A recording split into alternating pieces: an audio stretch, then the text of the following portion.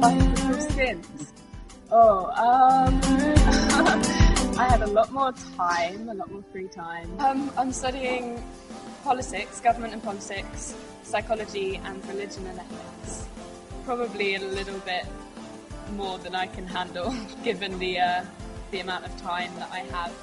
Very different working atmosphere up until skins. I think this has been a really challenging role for me. And it's very different to anything else that I've done, and I'd like to think that it's much more grown up than the stuff that I've done before. Last series she was very kind of sweet and very innocent and very forgiving, and this series we see kind of a darker side of her, more defensive, and that is a bit of a strain on some of her relationships with the other characters. Very lucky of me, coming from sort of a really kind of almost zero sort of theatre or film, whatever background, in a way. So yeah, he's this very he's very much a teenager in the sense of cynical, sort of hates his parents, calls them by their first names, sort of thing.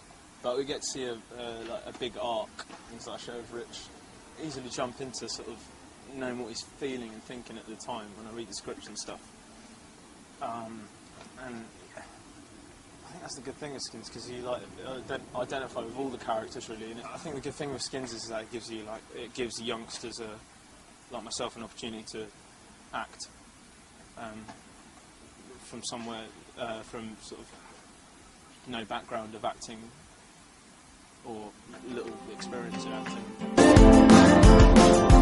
The cast director came to my school, my sixth form, and she just said, oh, anyone can come along, and all my friends were like, really? I was like, no, I'm just going to do it, I'm just going to go, and yeah, it was about 8 auditions in total. It was quite a long period.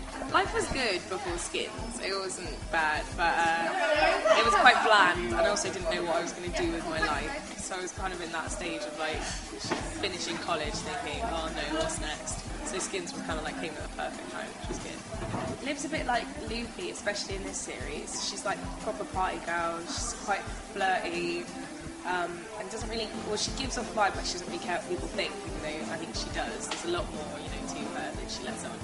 When I was younger, when I was 16, when I was her age, I think I based a lot of her on my younger self, because even though I'm only 2 years older than the character, it's like those 2 years, there's a massive difference. So yeah, I think I used to be quite a party girl, quite loud, quite leery. Maybe I've calmed down a bit, but yeah, I think that's definitely what I feel I have in common with her. I was about 15 when the first one came out, and that, I don't know, everyone just kind of looked up to them, saw them as role models, and everyone just thought it was really cool. And I loved Chris as well. He's my ultimate favourite character, so First Generation, yeah. He's a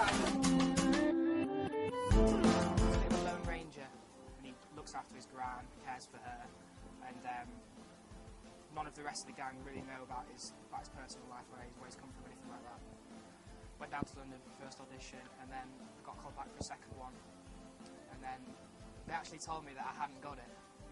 Got a phone call saying I hadn't got the part, and they'd gone with someone else. And then they rang me up again and said, actually, we've changed our minds, you're back in the frame. And then they rang me up again saying I got the part.